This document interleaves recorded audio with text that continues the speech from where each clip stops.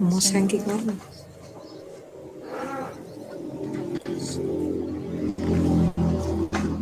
Pak Sulis masih ini. Sudah suara.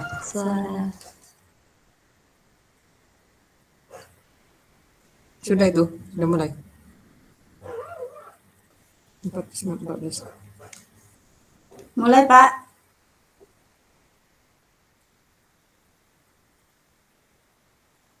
Ya baiklah, Assalamualaikum warahmatullahi wabarakatuh.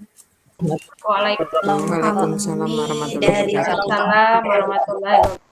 Ya, kami dari kelompok 1 akan untuk mencoba untuk melakukan praktik coaching. Saya sebagai coach dan Nil sebagai coach yang di coaching. Ya. Baiklah, akan kami mulai. Assalamualaikum Nil. Waalaikumsalam Za. Iya. Kemarin Ayu mengatakan ada hal yang ingin Ayu diskusikan dengan saya ya. Yo Za, ada yang mau Ayu ceritakan sama Liza? Nah, ini kan anak-anak sudah pulang. Berarti kita bisa ngobrol sekarang. Ayu sibuk tidak hari ini? Ya Za, kerjaan Ayu juga kebetulan sudah selesai. Terima kasih atas waktunya ya Za ya. Ya, nggak masalah. Sebenarnya apa yang ingin Ayu bicarakan dengan saya?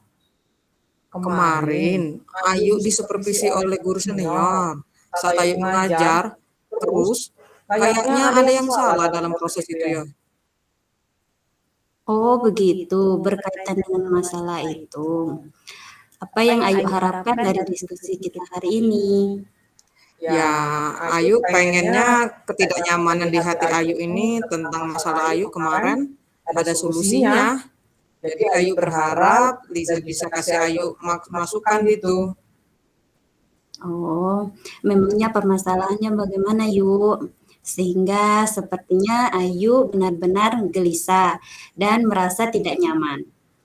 Itu loh Za, kemarin Ayu disupervisi oleh guru senior saat Ayu mengajar dan kebetulan saat itu Ayu melakukan asesmen tidak hanya menggunakan LKS, tapi Ayu juga menggunakan asesmen yang bersifat formatif.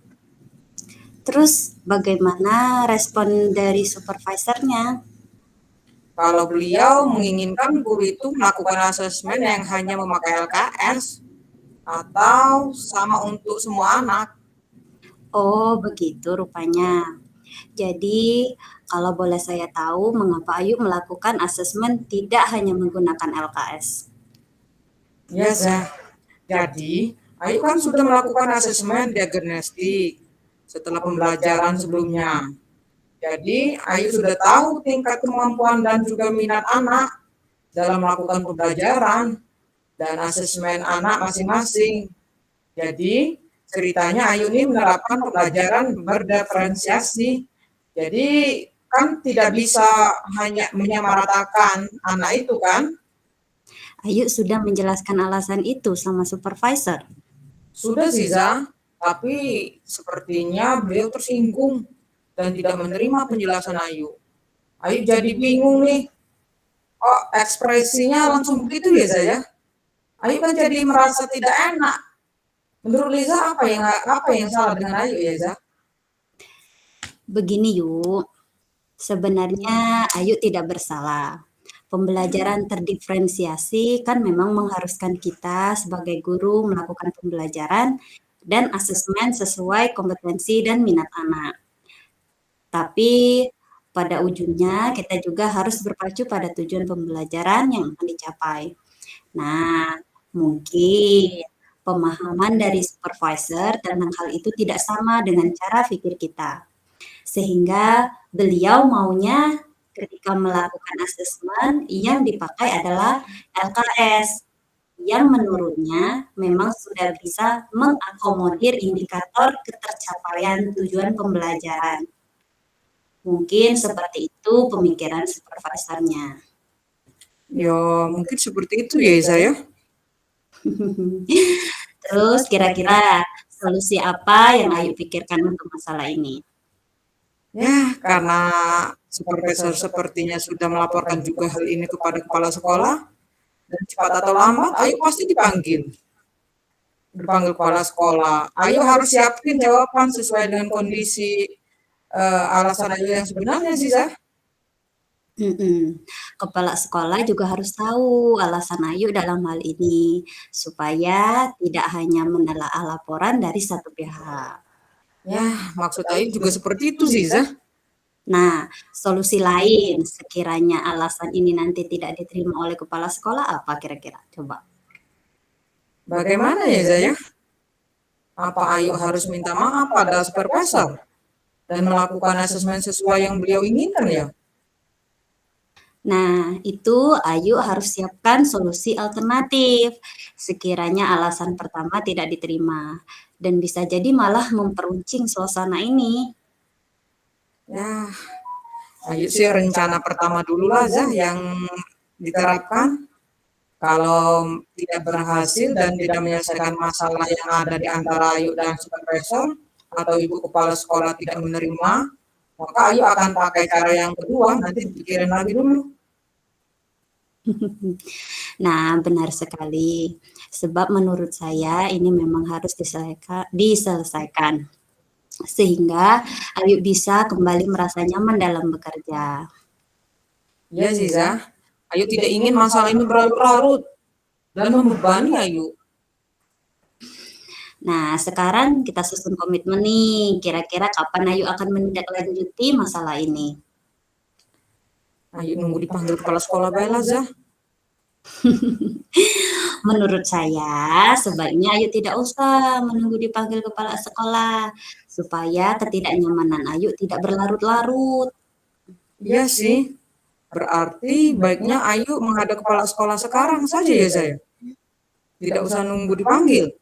Mungkin sebaiknya begitu.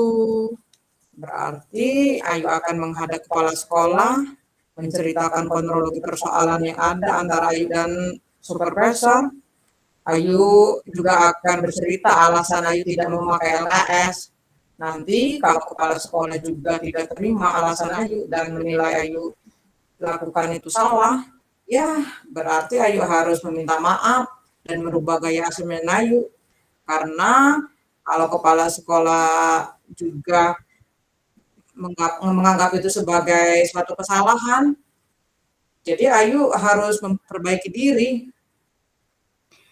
Nah, yuk, terkadang memang suatu yang menurut kita tepat belum tentu baik menurut ukuran orang lain. Ayu bijaksana sekali, jadi kapan Ayu akan menghadap kepala sekolah? Kapan ya, Liza ya? Menurut Liza kapan? Secepatnya, biar Ayu segera tenang dan masalah juga terselesaikan. Ya, Zah, memang demikian sebaiknya. Besok selesai mengajar, Ayu akan menghadap kepala sekolah untuk menyelesaikan masalah ini. Terima kasih ya sarannya ya, Zah ya.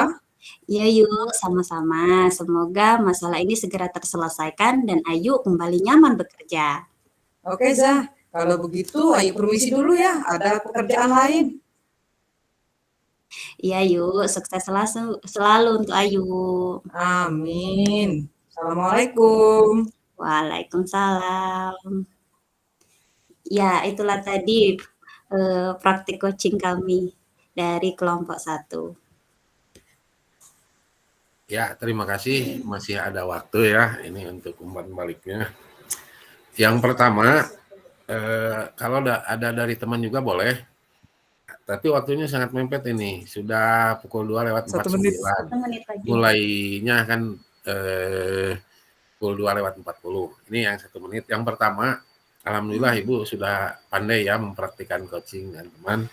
Karena prinsip coaching itu kan bukan dari atasan ke bawahan. Meskipun antara kepala sekolah dan guru, yang dijunjung tinggi kan kesetaraan. Betul, sudah setara. Bahkan ini di coaching ini jangan ada kekakuan. Misalnya tidak panggil ibu atau apa, tapi panggil nama dekat. Mungkin saya juga mulai hari ini akan panggilnya Ayu ya, ke Bu Nil. Ayu.